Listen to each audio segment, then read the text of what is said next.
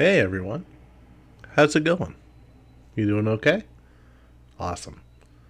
All right. So, welcome back to another episode of Caffeinated CX, where we talk about customer experience and stuff, all in a hyper caffeinated state. You doing good? How was your Thanksgiving? I hope it was grand. I hope it was fantastic. I hope that you're thankful for your Thanksgiving and hold a space of gratitude in your heart. So, what are we going to be talking about today?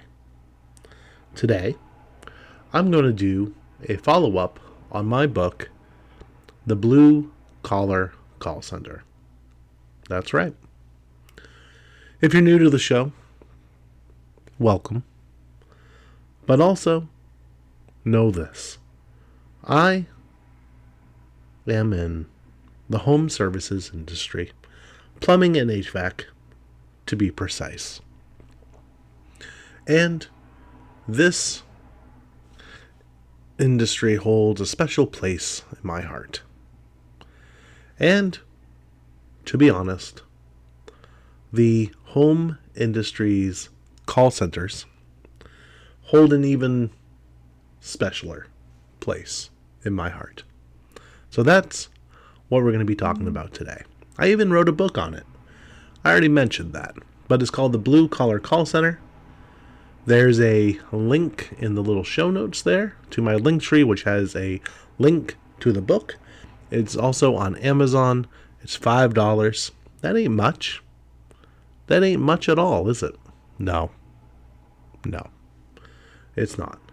If you prefer digital, well, that's only like $3. That's a $2 savings. You just won't have the cool artwork or the cool paperback, which you can write on or use as like a spacer if your like one desk leg is too short, something like that. It's okay. It's okay. I ain't mad about that. It's all right. It's your book. You bought it. It's yours.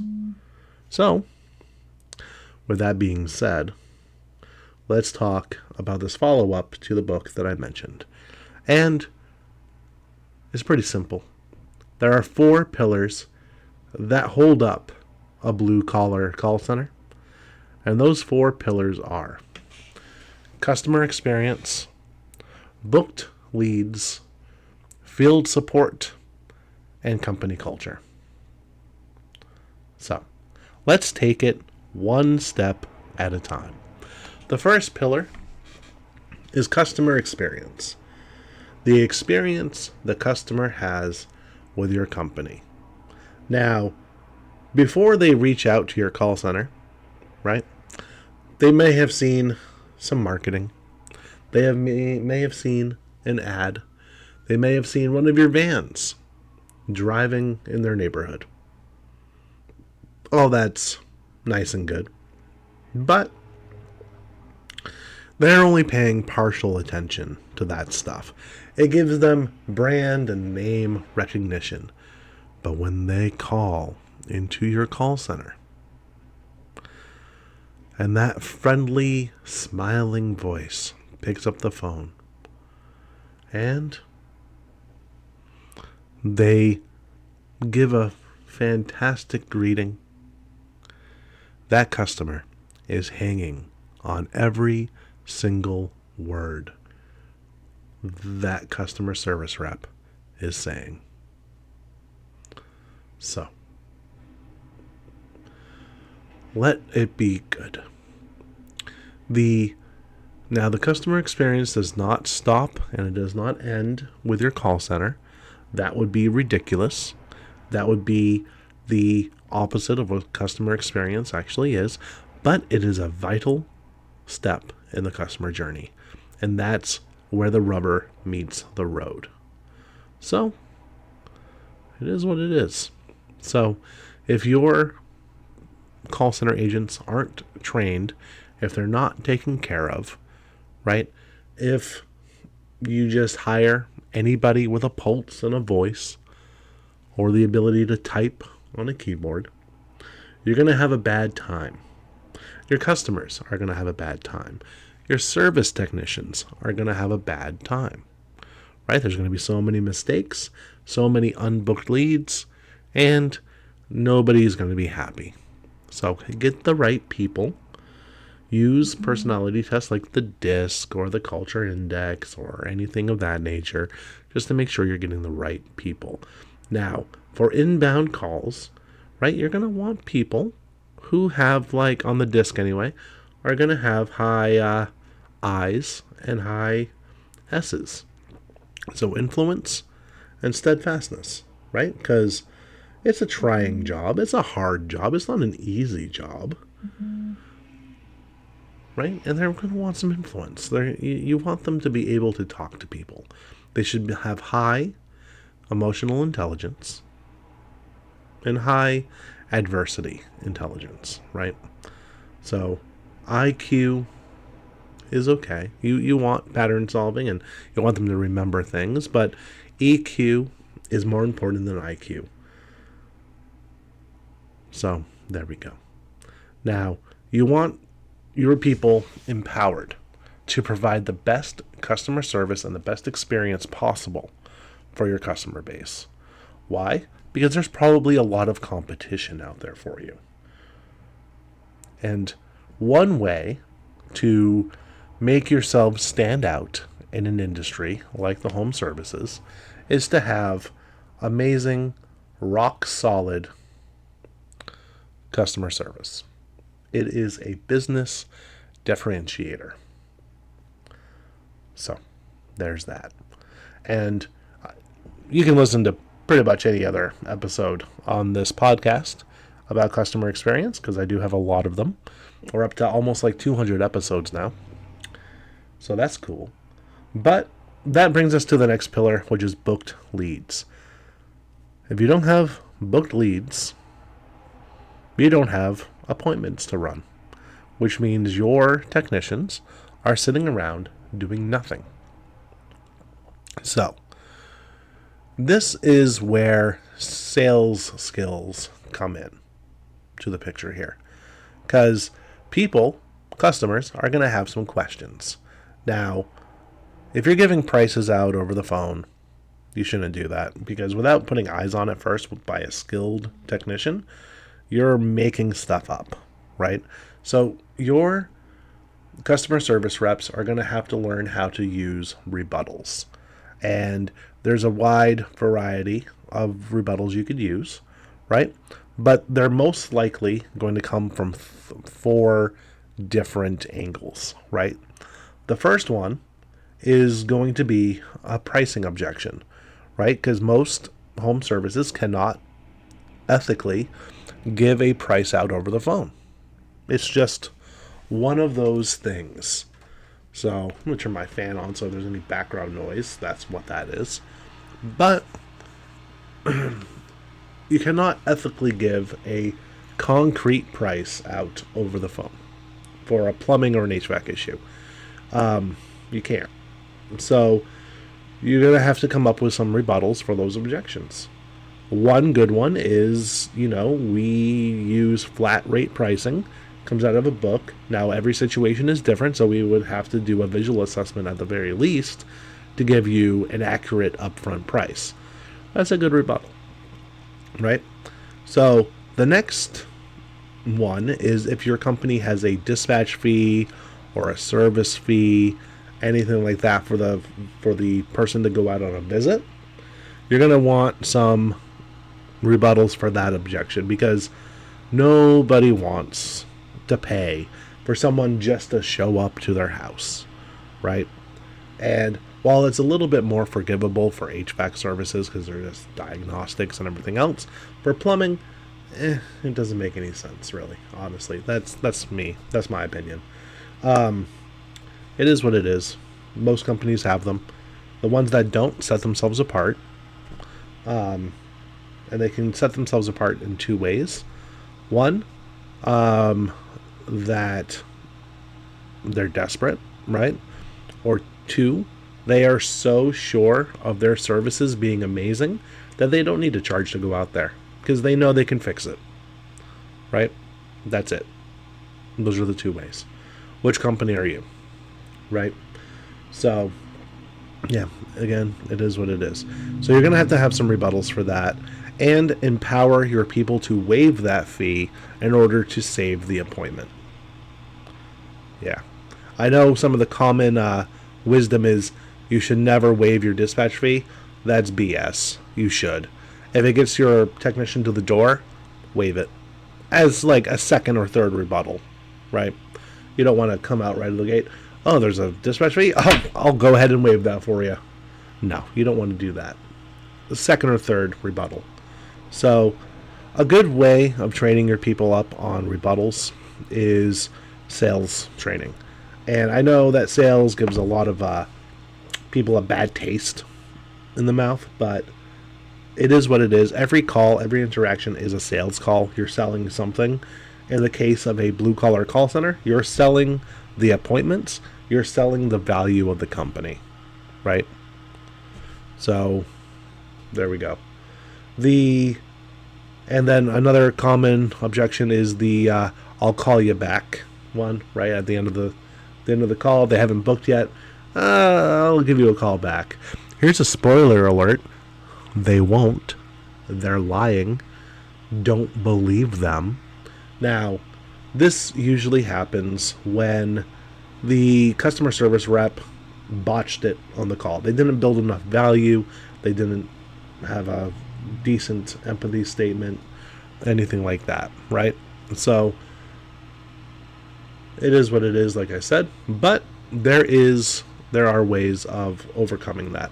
One is, hey, you know what? Let's get you on the schedule. No harm, no foul.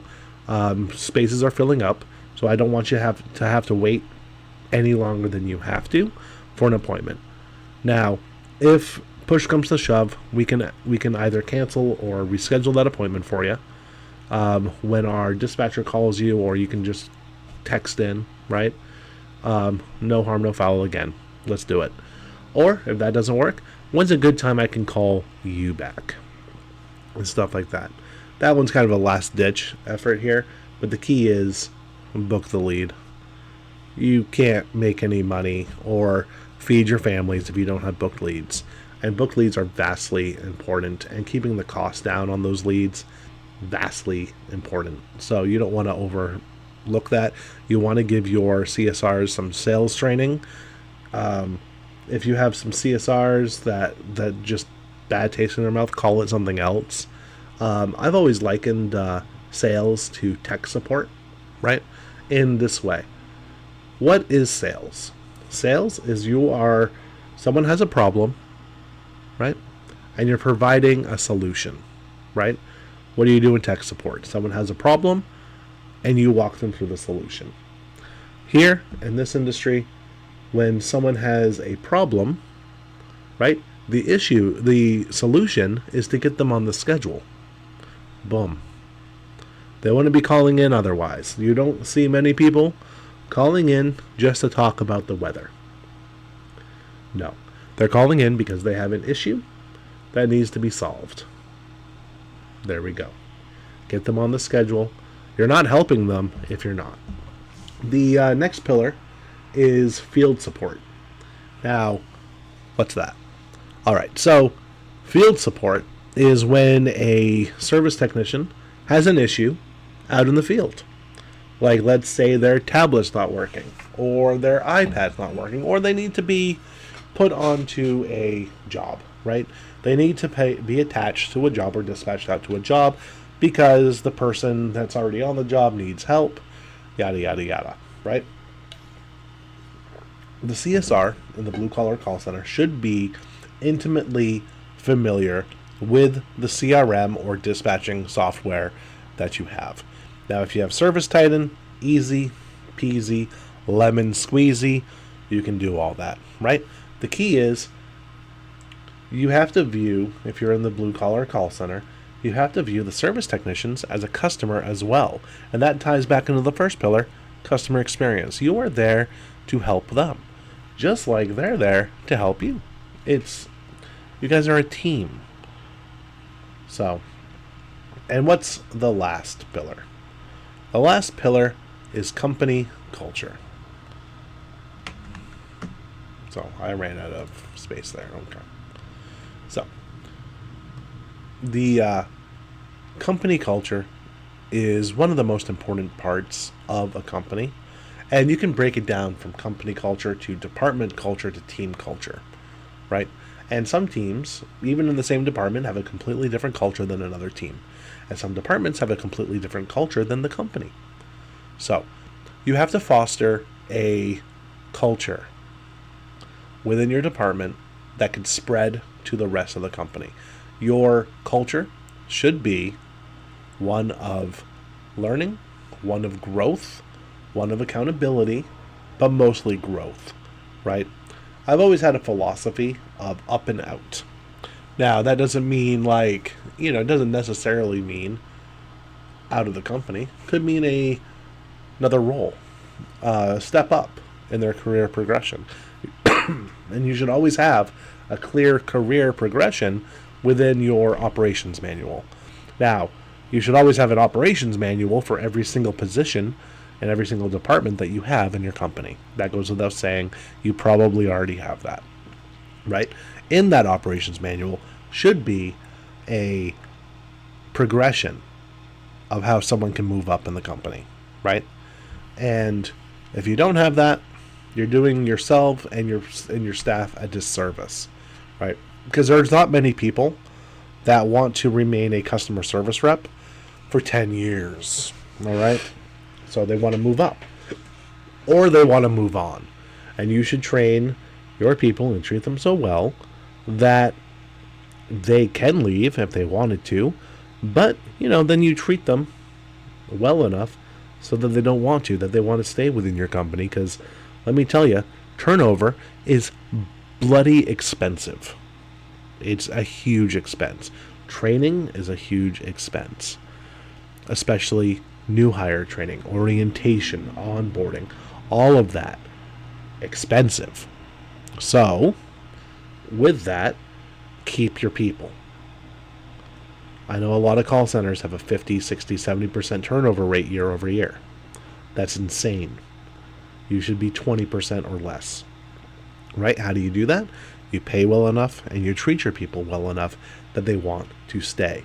Company culture can also include things like incentive pay. Are you bonusing your people? Why? Why not? You should.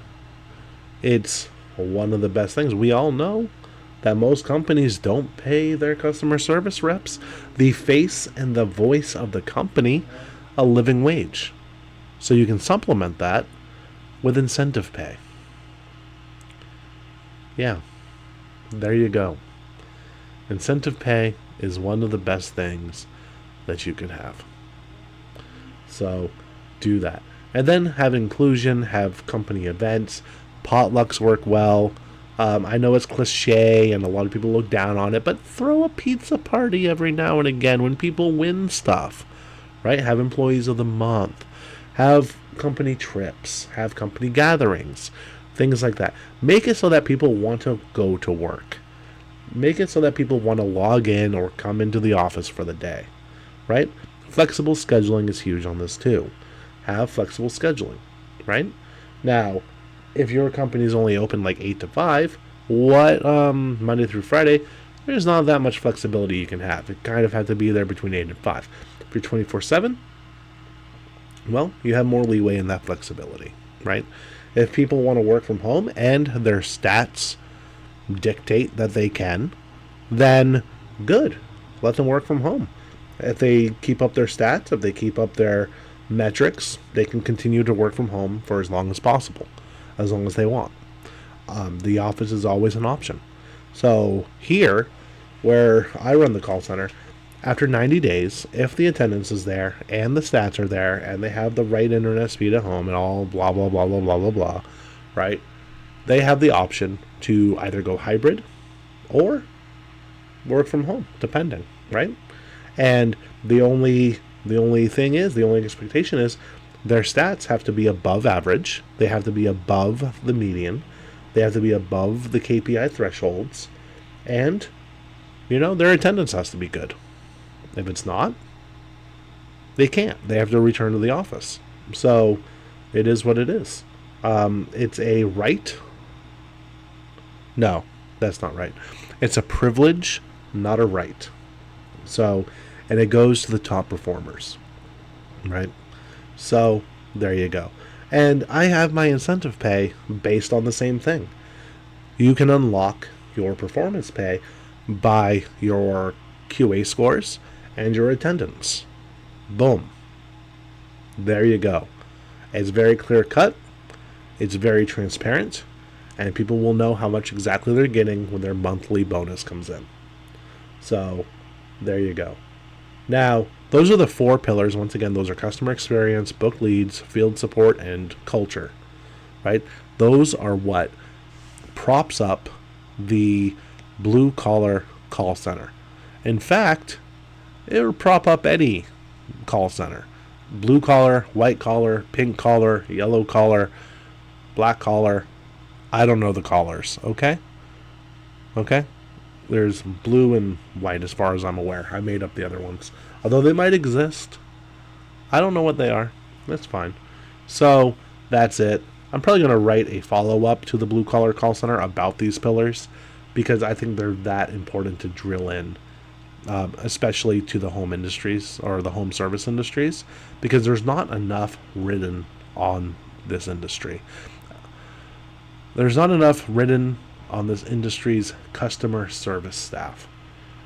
So, I mean, you can read Al Levy, you can read Tommy Mello, and others, right, who have written books on it. But honestly, only a little bit of those books are about customer service or the call center, right? And since a lot of blue collar call centers are going overseas, which is not very blue collar, if you ask me, then I think it's about the right time so that we can save the industry, right? So if you got anything out of this episode, you know what to do. Like, subscribe, share, comment, share the show so we can make the show grow, yada, yada, yada, blah, blah, blah. Good night.